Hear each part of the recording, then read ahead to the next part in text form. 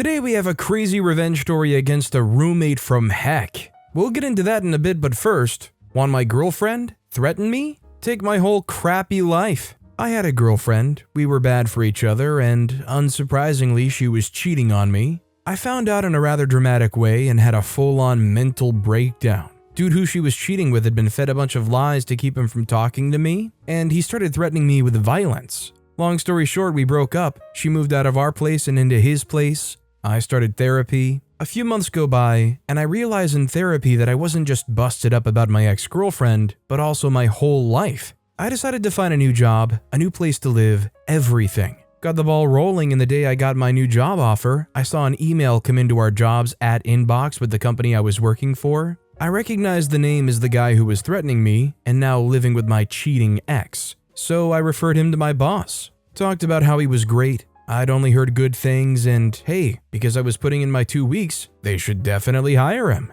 Dude comes in for an interview. I'm on the panel. When we're in the room together alone, he's like, "Dude, I'm so sorry, bro, for all the things I said. Thank you so much for helping me out." I say, "No sweat. She always had good things to say about you, and I know that she had a good picker. After all, she chose both of us." And we chuckled like polite people. He actually does okay in the interview and gets the job.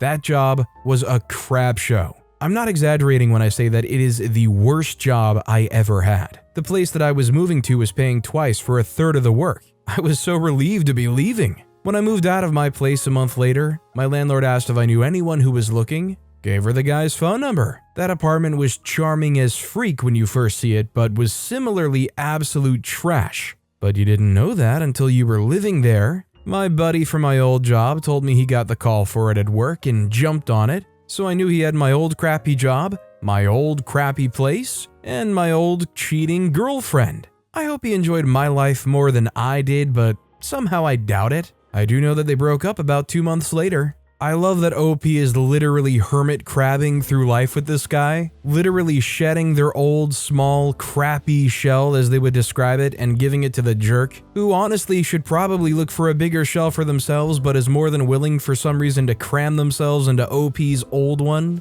It's honestly one of the weirdest forms of satisfying revenge, but giving this guy all of your crappy hand-me-downs and watching them just pick it up like as if it's progress for them in life is pretty satisfying actually. Also, hi, I'm Steven, and if you enjoy awesome stories of revenge, why not hit those like and subscribe buttons down below. That said, our next story is found this absolute gold in AITA. I travel for work, and the guys I travel with are closer to me than family in most cases. I haven't been home in almost 6 months, stuck out here on the road working 70 plus hours a week. We got this temp several months ago who was rather rotund, much like I am. Anyway, someone made the comment that he could be my kid and he ran with it. So for over a month, I've been dealing with him calling me father, daddy, and other names. I've asked him to stop ever since he started with this behavior. I've tried to nip it in the bud without being too much of a jerk. My boss has even gotten into calling me his dad, though not very often. It is driving me crazy. Now to the part where I may be the jerk. If he wants me to be his daddy, I will be. One morning before the daily safety meeting, he started up with his BS, and so I finally publicly accepted that he was, in fact, my son. Then described how he came about, in front of everybody. I explained how I had one too many beers one night and went to Taco Bell. The next morning, as I woke, feeling like I was going to die and a huge knot in my gut, I made my way to the restrooms. And after many prayers and promises to never do this again, the good Lord gave me a reminder. Him, born through the stress and labor of an alcohol-induced drunken night of the world's worst fast food and pretty decent beer, my son arrived with the stench that honestly made me want to hurl and the amniotic fluid that was made from the unholy union of IPA and chicken burrito supreme. My jerk baby, the butthole messiah. No mother carried him, no mother cared for him. The existence he has came from only me, beer, and a culinary mistake. Now everyone's calling him Taco Bell, or as I said earlier, the butthole messiah. He asked me to stop and I told him I couldn't deny my child anymore. He doesn't talk to me much anymore, but I really don't care. My boss asked me to stop this, as if I could at this point. I asked him where he was the whole time I protested. He didn't say anything. Anyway, I await your judgment. Am I the jerk for bringing the butthole messiah into this world? Yeah, I don't really blame OP here. I think OP's not the jerk. And yeah, it's not really fair to see them picking favorites so blatantly like that. The boss thinks all this father-daddy stuff is so hilarious, but all of a sudden feels bad for somebody because they started getting called Taco Bell. Or, the Messiah. There's no shame, no guilt, no jerk status you should feel from that. Our next story is, won't turn down the noise of your heating unit?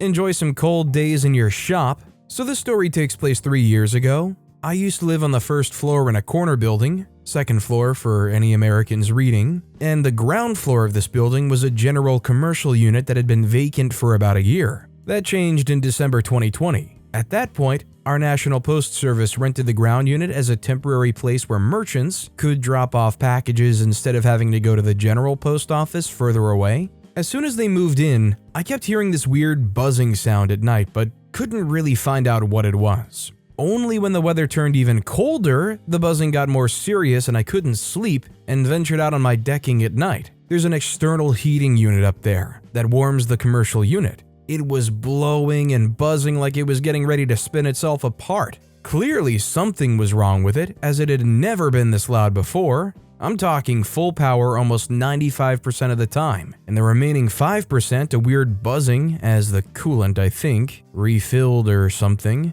So naturally, being the social bird that I am, I went to pay a visit to the worker in the post office down below and inquired if they had any issues. They had, and someone would come out to look at it, they promised. I asked if maybe the office worker could shut down the unit at night, but she was kind of reluctant. She told me a technician had instructed her to keep the unit at max capacity throughout the night, otherwise the coolant would freeze and the unit would not start up in the morning. This was not great news. Anyway, I was still pretty chill at this point, though the constant buzzing and fans blowing were really annoying. I informed the landlord and he pointed back at the city who rented the place out to loan it again at the post office. The same day, I had a call from a heating technician, as the only way to access the heating unit was through my flat. This guy was really friendly, but only came to take a look and left again. I didn't hear anything from anyone for a few days and I got really annoyed. The shop assistant also started giving me some nasty vibes whenever I popped in for an update. After 2 weeks of buzzing and not sleeping, I was completely drained. At this point, I'd been working many months during COVID in a healthcare function, wasn't able to sleep, and I had to take up my first vacation days in months, only to be stuck at home, COVID lockdown, with a fan blowing and buzzing like a jet engine just before taking off 24/7, days on end. My place was really small and there was no escape from the constant droning and buzzing. Now, the holidays were coming up, and I found out the package drop-off down below would be closed 5 days in a row. I went down and probably looked and sounded like a lunatic, draining with exhaustion at this point, and asked the assistant if she could please turn the heating down a few notches during those days. I didn't even ask them to turn it off. Anyway, I was greeted by stone-cold hostility at this point, and so I asked to speak to her boss. I got his number and tried reasoning with him. He told me some actual bullcrap about the place being the responsibility of the city and that he couldn't decide anything about the heating unit. I asked him about the name of his contact with the city, and he flat out refused, saying it would breach confidentiality and I should figure it out on my own. It was clear he wasn't going to actually be of any help, so I hung up and retreated. It was clear that nobody who could do anything actually cared that I was slowly going crazy. It was the 23rd of December and I wasn't going to find anyone at the city who could help me. I knew it, and the jerk from the post office knew it. Even then, it was just the general manager bullcrap talk for suck it. I relayed this to my landlord, also the landlord of the commercial unit, who was on vacation at the time and would be for another 2 weeks. He wasn't really pleased with the shop not wanting to turn down the unit. I'm a pretty good renter, and relayed the best information ever. The fuses to the entire shop were located at the same place as my fuses were. I had complete access to them. Even better, he allowed me to turn off the fuses at night. At this point, I was ecstatic. I waited until the shop closed, went to the fuse board and flicked the switch. I went upstairs to my flat and nothing. Heavenly silence. I enjoyed 5 days of complete rest and, for the first time in 3 weeks, actual sleep. I also figured out I just had to flick off the main switch to the shop for about a second and could put it back on. The heating unit would have to be manually restarted, I presume, so it wouldn't fire back on, not even with power flowing to it. I can't describe how it felt not hearing that ringing constantly. It was almost as if something was missing during the first days without it. Christmas and New Year's passed by and the shop opened up again. Every night I would flick the switch and turn everything off, all with the landlord's permission. After about 3 days, I had a vacation day and stuck my nose into the store. The assistant was bundled up and it was way colder there than before. I acted like an idiot and thanked them for listening to me after all and turning down the unit at night. Really friendly of them. The shop assistant told me the unit kept failing during the night and it was a real pain in the butt as it wouldn't work as well during the first few hours of the day, especially on really cold days. Her boss now wanted to send a technician again, but remember, the only way to access the heating unit is through my flat. I kept playing the friendly idiot and gave my number to the assistant and told her to have her boss call me to make an appointment. The same dude who buzzed me off before the holidays. Wasn't half an hour before I got a call. I played along for a bit and acted like the helpful idiot once again and told him we would have to plan the appointment around my schedule at work. He then asked what my schedule was like, to which I replied with the biggest grin ever, "I'm sorry, but sharing that information would breach confidentiality. Maybe he could find that information on his own." Took him a few seconds to realize, and then I just started laughing and hung up. No way was I going to help people that didn't even want to work out something constructive when I was the one undergoing the consequences. For the next 2 weeks, I kept flicking off the fuses at night and enjoyed the fact that the store would be stone cold the entire day after. When my landlord was back from vacation, I allowed him access to my flat and the unit with his trusted technician. Turns out it was a pretty easy fix. The unit ran normal again, but for the remaining week, I kept shutting down the unit by flicking the fuses. It had become a habit at that point. I only hope the penny finally dropped and they understood who was freaking them back all along. After that, the temporary affair with the post service was stopped, and the building became vacant again. You know, it's nice to hear a story about the landlord actually caring about the people. Usually you hear stories about landlords being horrendous or refusing to help. Usually the bad guy in this story would be the landlord, not the boss of that company. This next story is making my friend go insane by doing what she does. A neat little story from a few days ago, which I thought you might enjoy. Edit, when I say texts, it was Discord texts. That's why they could be deleted without anyone seeing them. I have a friend who deletes just about all of her text messages. Don't ask, I don't know. Now, I'd been dealing with her doing this for a while, and it's been mildly annoying, but nothing generally too bad. However, there were some times where she'd send a message, delete it, and then go complain to another person that I'm ignoring them, despite the fact that there was no message for me to see. Myself and the others began to get a bit annoyed of this habit of hers. She went okay not deleting them for a while, then went and deleted several months of messages, which, if hers were close to mine, was over 2,000. This told us it wasn't really a habit. One day, she had just kinda bugged me across the past couple of days, and so I decided to have a bit of fun making her understand how annoying it could be. I sent her a mediocrely long message, and then halfway through her reading it, deleted it. She just asked why I deleted it, and then pointed out that she couldn't read fast enough to see it. I did this general thing several times over, sending and deleting before she could do anything about it.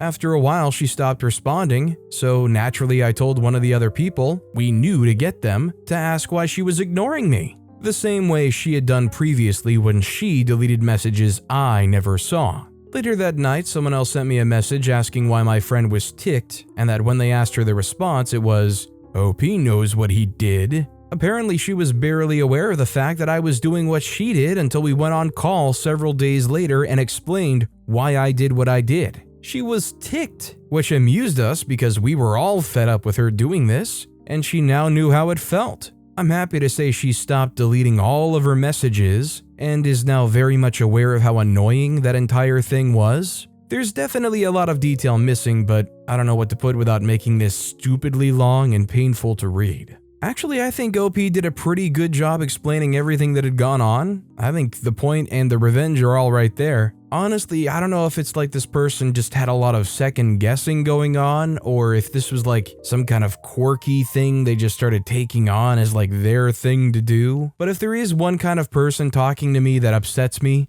it's the kind of person who sends a message and then realizes you're not around and deletes it. On Discord, you still get that one unread notification, but you'll go there and it's just gone. The best thing is when it'll send a notification to your phone. Even if they delete it, it doesn't wipe the notification from your phone. So you'll go to your phone, you'll read it, and you'll be able to reply to it and say, "Why did you delete this?" or "Why did you not want me to read that on second thought?" But it is extremely annoying. If you want to ask me if I'm there and I don't reply, don't delete it and leave a big red 1 right next to your name. Our next story is Pettiness yesterday on my flight. Yesterday, I was on a flight from Charlotte, North Carolina to Phoenix, Arizona, which is in the US for y'all. I'm disabled, back issue, doesn't really matter, but for context, that's why I'm right up front. I'm in the front row. Now, most airlines, the front row is first class, but this particular airline doesn't have seating arrangements. It's all about the number on your boarding pass. The first bin is for those of us in the front rows to put our purse or backpacks, because we can't put them under the seat in front of us. This woman gets on pretty close to last and starts shoving her stuff on top of everyone else's things in the first bin. Mind you, there is plenty of room in the bin right behind the first one. I say, "Ma'am, you're shoving your purse into my backpack and my iPad is in there, as are my headphones. Could you please stop?" She said, "Well, you shouldn't have your stuff in there. Why aren't you holding them?" I say, "Because we aren't allowed to have them in our lap until after we take off. They already announced it. There is plenty of room for your purse and bag in the bin right behind you." She says, No, I don't want my bag way back there." I say, "It's literally right next to that one and you wouldn't have your crap all over my backpack." They say, "Nope, not moving it." Cue my pettiness. As soon as we took off, I made sure to get up and get my headphones. "Here you go, ma'am. Could you hold your purse while I get my headphones?" "Excuse me, ma'am. Can you hold your purse while I get my iPad?" "Excuse me, ma'am. Can you hold your purse while I get my lip gloss?" "Excuse me, ma'am, can you hold your purse while I put my headphones away and get my earbuds?" I made about 10 trips getting into my backpack just to annoy her because she refused to be a decent person. She was giving me the stink eye after about the third time, but I didn't care. You don't care about being a decent person? I don't care about you having a nice flight. All of the passengers around me caught on to what I was doing pretty quickly and giggled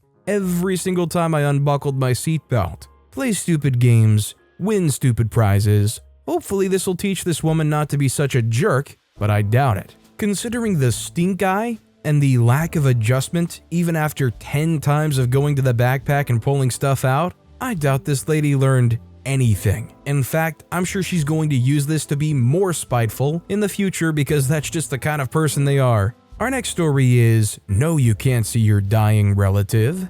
This drove me bat crazy when it happened and drove my instant resignation, but here goes. I'd been working as a dispatch supervisor for about a year or so in a warehouse for a company getting on their feet and expanding quickly. I would work long hours for crap pay, but I believe there are rewards for really putting in with most things in life. We had a pretty crappy WMS, but I spent the time making it work, setting up Wi-Fi and scanners in the warehouse, along with processes for picking and dispatching, etc. Over time, I was pushed harder and harder without receiving any appreciation for my efforts, even basic gratitude. Money was not everything. It got rather close to Xmas, and my grandfather was about to pass, and I wanted to take a week off to see him and say goodbye. I was flatly refused any leave because it was close to Xmas. This was not written in my contract, by the way. Even after providing solid proof, I was not making this up.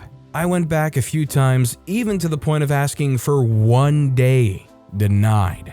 I was furious. I absolutely crippled the WMS, Wi-Fi, scanners, and a bunch of other things they needed to function. Resigned with immediate effect and walked out. It was a jerk move, but freak 'em. Someone would have been able to fix it, but it would have been quite the headache. If you're working a job that will flat out refuse to allow you any time off, even a day, to go see a dying relative you care about, you're probably working in the wrong place. Even the President of the United States can get some time off to go see somebody. You would have to be doing some kind of crazy, important to the world type job to not be able to get time off. This next story is, had the roommate from heck and couldn't get rid of her, so I made living with me as miserable as possible. This happened in 2008-2009, but I thought this community would appreciate the story. In 2008, I had just left my husband. I caught him cheating multiple times and I was just over it. A new girl, we'll call her Amy, started at my job and we made a fast friendship. I was in the middle of packing up and moving out of my house. I needed a roommate for a new apartment I was looking at because my wages weren't going to pay the bills. So we move in together and live peacefully together for a while. I was moving on with my life. I'd gotten a better paying job, was spending time with my friends, and I felt okay with life at the time. At the time I was 25, single, and not looking for anything serious, so I had a friend who would stop over a few times a week for some adult fun. Amy was cool with it on the surface. It didn't affect her in any way. My friend didn't hang out at our place. He didn't eat at our place. He didn't use our household supplies. My relationship with him affected her exactly 0%, but I guess she was a little green about the fact that I was getting some attention and she was not. She would flirt with him, go visit him where he worked, etc., but he was absolutely not interested in her. This is where things started to go downhill. For context, she'd been married a few times, she was 13 years older than me, and the dads had full custody of their respective kids. She was dating someone, but he was already in a relationship, so he wasn't about to commit to anything besides stopping by for 30 minutes after he worked the night shift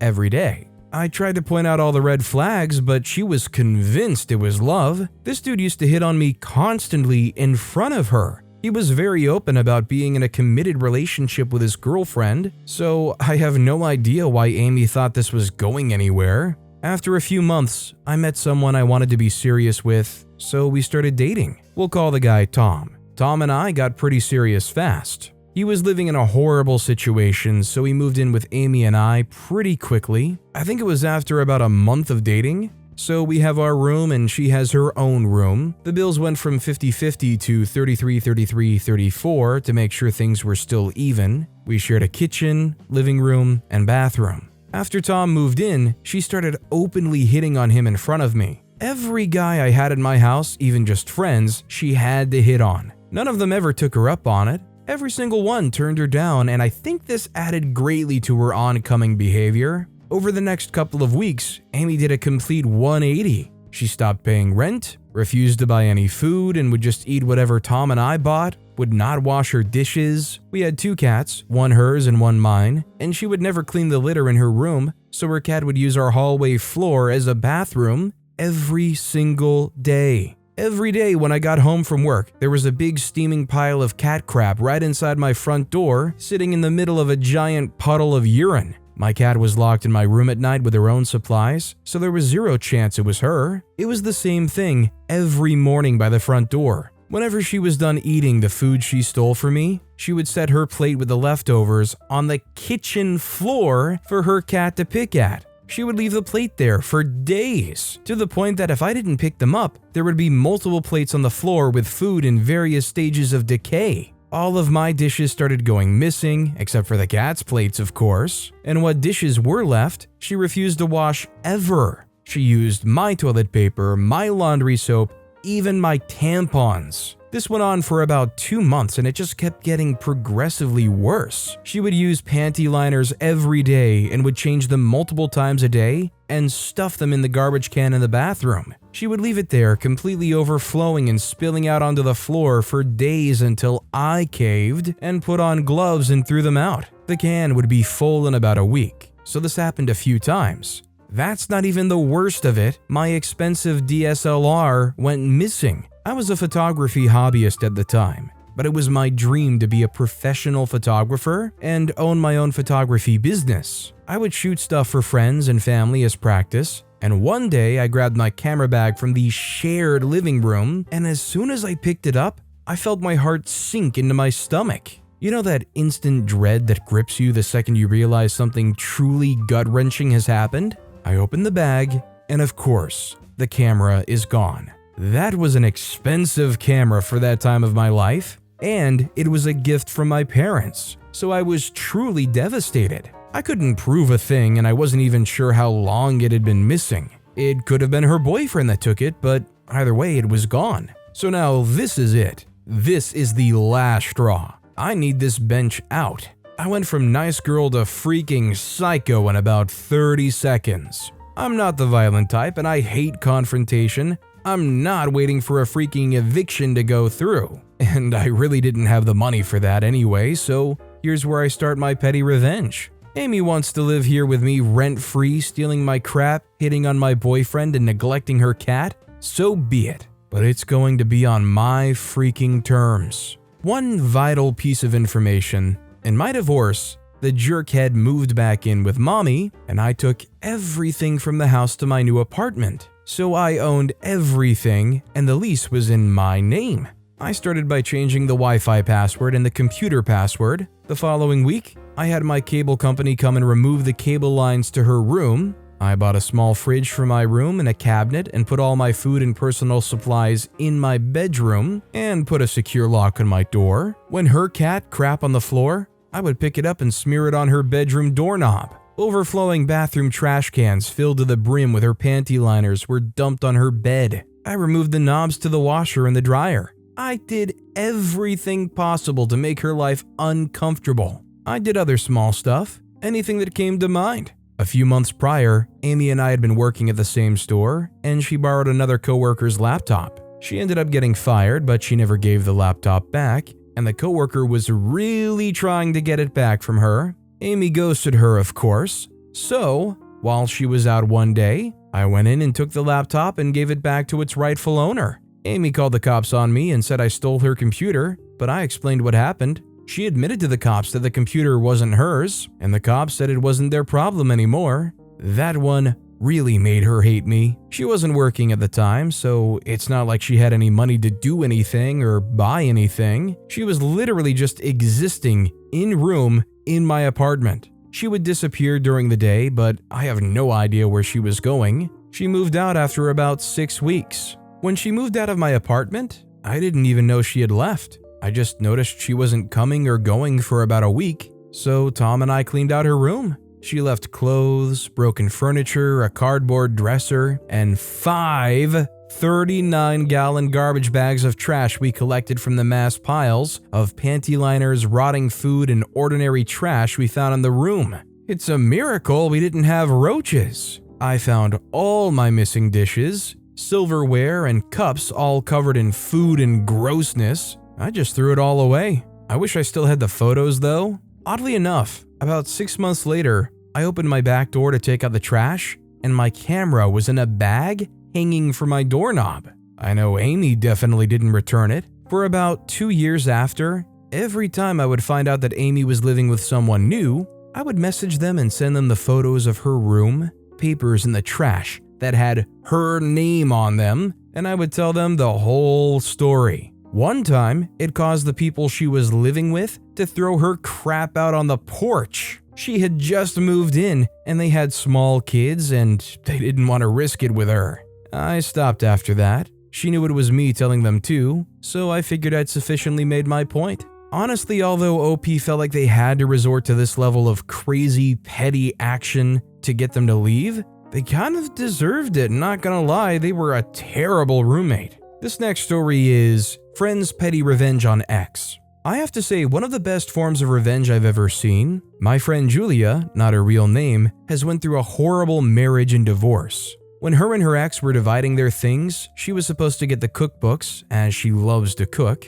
He accidentally took a personal cookbook of hers, but he then began asking for a cookbook that was one of his favorite cookbooks. She said that was fine and she would give him back the cookbook, and she asked for hers back. He has refused so far. He also told her he thinks it may have been lost in the move, but even if it's at his house, oh well. She went back and forth if she should give him back the cookbook. She decided in the end to be the bigger person and give him his back. But she made a few corrections in the end. She took out the recipes that were his favorites and rewrote them. So say he loved some cookies and pies, she added less or more sugar, more or less baking soda, or added extra salt. If it was a main dish, she added extra things or took out something that was needed. She made sure he wouldn't get sick from any of the new additions, just things that'll make it taste not just quite right. She then gave it back to him. She knows no matter what, he won't give her back her cookbook, no matter how she approaches it. She said that after everything she's been through, this has made her smile,